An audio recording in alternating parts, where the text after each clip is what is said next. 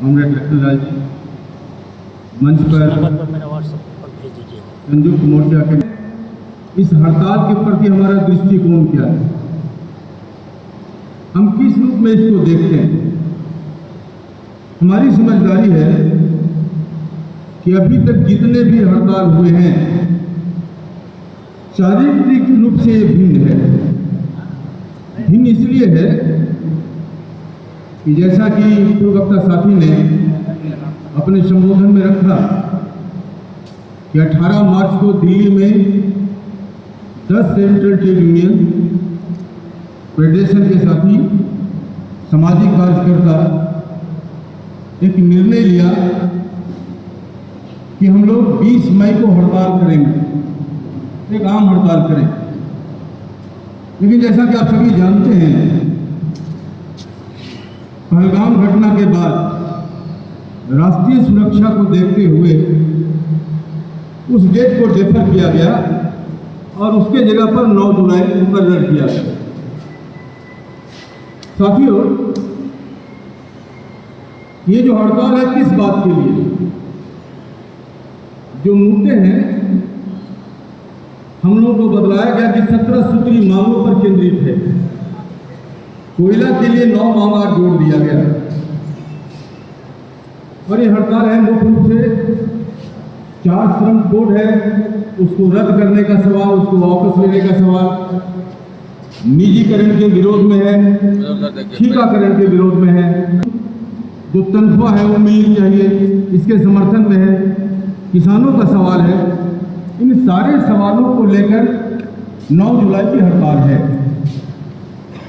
तो ये हड़ताल अगर मुख्य रूप से आप कहेंगे तो भारत सरकार के मजदूर विरोधी, जन विरोधी, किसान विरोधी, जनता विरोधी नीतियों के खिलाफ है।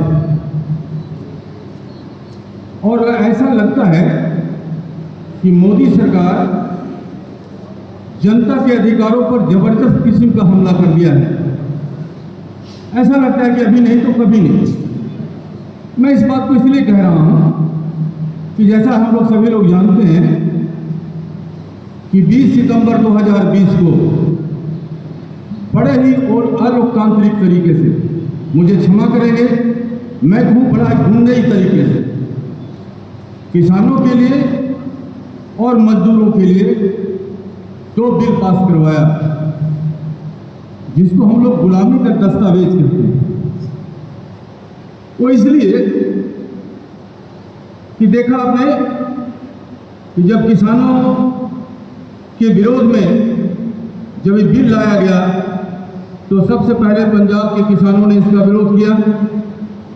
हरियाणा जब समझा तो हरियाणा साथ आ गया, बाद में पश्चिम उत्तर प्रदेश के लोग साथ में आए और बाद में पूरे हिंदुस्तान के किसान इसमें सम्मिलित हुए। तकरीबन 13 महीने तक लड़ाई चली, संघर्ष हुआ।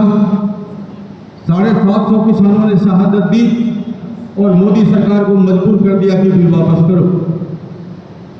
ठीक उसी तरीके से मजदूरों के लिए भी इस बात को रखते हुए कि जो 44 श्रम कानून है ये बहुत लेंदी है, इसको सरलीकृत किया जाए और इसको 4 कोड में बदल दिया जाए। तो सभी साथी लोग प्रबुद्ध हैं, आप जानते हैं कि कानून और संहिता में बहुत फर्क है। यहीं पर जो हमारे प्रबुद्ध साथी लोग हैं, ट्रेड यूनियन के जो संचालित करने वाले लोग हैं, उन्होंने समझा कि ये कोड मजदूरों को गुलाम बना देगा, ट्रेड यूनियन करने का अधिकार नहीं रहेगा, आप कोई एजिटेशन नहीं कर सकते। अभी क्या है अमूमन कि हम लोग 14 दिन पहले हड़ताल का नोटिस देते हैं, इसके बाद हड़ताल करते हैं। उसके धारा उपधारा में अब नियोक्ता से पूछना पड़ेगा, एम्प्लॉयर से पूछना पड़ेगा, राय लेना पड़ेगा कि हम हड़ताल करें कि नहीं करें। ये बड़ा ही दुर्दिन है। आपके मन में सवाल उठेगा कि आखिर ऐसा क्यों हो रहा है। ये साफ है कि हिंदुस्तान के पूरे दौलत को अडानी, अंबानी और जो फासिस्ट किस्म के लोग हैं उनके हाथ में सौंप देना चाहती है। क्योंकि किसी आदमी का मूल्यांकन है उसकी बातों से नहीं करते, उसके कार्यों में देखते हैं। इन्होंने क्या कार्य किया, जितने भी पब्लिक सेक्टर के उद्योग हैं एक एक करके उनको निजीकरण करता चला गया। मैं इस बात से सहमत हूँ कि इसकी प्रक्रिया आज शुरू नहीं हुई। इसकी प्रक्रिया 1991 में शुरू हो गई। जो हमारे पहले मिश्रित अर्थव्यवस्था जो इस देश का अर्थनीति था उसको बदल दिया गया, नए औद्योगिक नीतियों को यहाँ लाया गया। हम ये भी जानते हैं कि विश्व बैंक, अमेरिका और IMF के इशारे पर दबाव पर लाया गया, दुनिया के 86 मुल्कों में लाया गया और उसमें जो मुख्य बातें हैं उसमें है उदारीकरण, निजीकरण, भूमंडलीकरण। इन तीनों को समझे बगैर हम नए औद्योगिक नीतियों को नहीं समझ सकते। तो निजीकरण की बात उसी समय से शुरू हो गई और इसीलिए आप देखेंगे कि एक एक करके रेल की बात करें, भेल की बात करें, सेल की बात करें, हवाई जहाज की बात करें, जितने भी उद्योग हैं कौड़ी के दाम पे जो जनता का पैसा है अडानी अंबानी के हाथों में सौंपा जा रहा है। और इसीलिए कोयला को भी निजीकरण करने की बात चल रही है। कॉमरेड RP सिंह ने बहुत बृहद विस्तार से इस पर प्रकाश डाला है। मैं चंद शब्दों में इसको मूल्यांकन करना चाहूँगा, क्योंकि जैसा कि आप जानते हैं कि कोयला निकालने का, कोयला बेचने का अधिकार कोल इंडिया को था, लेकिन 93 में और 95 में चोर दरवाजे से बिल लाया गया और पूंजीपतियों के हाथ में कोल ब्लॉक का आवंटन किया गया। फिर विनिवेश की नीति लाई गई, फिर कोयला निकालने का उनको अनुमति मिल गया। इसके बाद अभी कोयला बेचने का भी अधिकार मिल गया। अभी तो रेवेन्यू शेयर की बात आ गई, LOD की बात आ गई, माने पूरे निजीकरण के कगार पर खड़ा है। और ये सारा चीज इसलिए कर रहे हैं कि जिस तरह ईस्ट इंडिया कंपनी यहाँ पर आई और 200 साल राज किया, एक कंपनी बना करके अपने मित्रों को और दोस्तों के हाथ में पूरे देश की संपत्ति को सौंप देना चाहता है। इसलिए मेरे सामने बड़ा जख्स प्रश्न है कि कोयला मजदूर अकेले नहीं है। एक आदमी के ऊपर 5-5 लोग हैं और उसके बगल में जो दर दुकानदार है, नाई है, बड़ी है, लोहार है, छोटे छोटे दुकानदार हैं, करोड़ों की संख्या है। अगर ये निजीकरण हो जाएगा तो सारे लोग परेशान हो जाएंगे। इसीलिए ये लड़ाई हमारे लिए जिंदगी की मौत की लड़ाई है, अस्तित्व की लड़ाई है। कोल इंडिया रहेगा कि नहीं रहेगा, कोयला मजदूर रहेगा कि नहीं रहेगा, कोयला मजदूरों के बाल बच्चों का भविष्य कैसा होगा, ये जख्स प्रश्न मेरे सामने है। इसीलिए ये बात सिर्फ कोयला मजदूरों की बात नहीं है। हम समझते हैं कि हम लोगों के इर्द गिर्द जो भी आबादी है, जो मोदी सरकार के नीतियों से त्रस्त है, उसको जागृत करने का एक दिन का सांकेतिक हड़ताल है। हम लोग कुछ प्रैक्टिकल करने के लिए कोशिश किया है। हम चाहते हैं कि आपके समक्ष उस बात को रखूं। हम लोगों ने मीटिंग किया एरिया में और एक तय किया कि हर यूनिट में पीट मीटिंग करेंगे। वहाँ एक संयुक्त मोर्चा का एक कमेटी बनाएंगे और वो मोर्चा की जो कमेटी है वो व्यापक जनता के बीच में जाएगी और मजदूरों को, किसानों को, नौजवानों को, छात्रों को वो जागृत करने की कोशिश करेंगे। अभी हम लोगों का काम चल रहा है। हम समझते हैं, आज ही हम लोग लोकल सेल के मजदूरों से बात किया, उनके बीच में भी वो सहर्ष तैयार हुए। इस तरह से लगातार हम लोग चला रहे हैं। इसलिए समय बहुत कम है, मुझे कहने में कोई हिचक नहीं, माफ करेंगे। जिस तरह की गंभीर समस्या है उस माने में हम लोग तैयार नहीं है। यहाँ सब नेता लोग आए हुए हैं। नेता लोगों के पीछे भाषण देने से कुछ होने जाने को नहीं है। कैसे हम इसको सफल करेंगे? मोदी सरकार का जो पंजा, खूनी पंजा जो मजदूरों पर, किसानों पर, आम जनता पर जो चल रहा है, ये बड़ा खतरनाक है।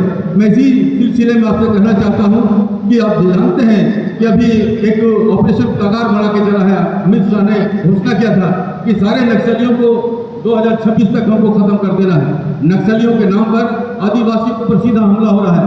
बस्तर में आपने देखा कि 500 से ज्यादा आदिवासियों की हत्या कर दिया, निर्दोष हत्याओं को कर दिया जा रहा है। आपने देखा कि ये माँ के नाम पर एक पेड़ उगाने की बात करते हैं, थोड़ी दलील है। आपने देखा हरदम जंगल में 4,25,000 एकड़ का स्क्वायर है, वहां पर जमीन धड़ल्ले से घास को कटवा दिया।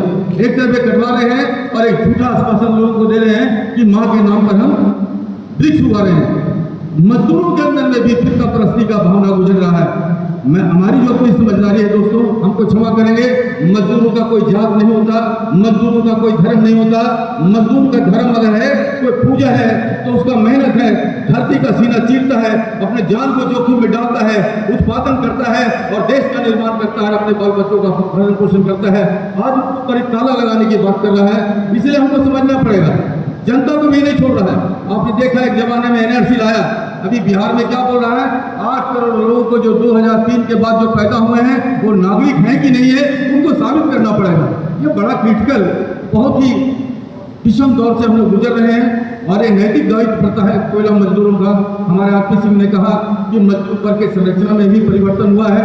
पहले डोमिनेट करने वाले ऑर्गेनाइज सेक्टर के लोग थे, आज अगर असंगठित क्षेत्र के मजदूर हैं, इसलिए जो संगठित क्षेत्र में काम करने वाले मजदूर हैं उनका दायित्व पड़ता है कि नीचे से एकता पैदा करें और मोदी सरकार पर हमला करें, ताकि हम लोग मजबूर कर दें कि जो 4 श्रम कोड है इसको वापस ले।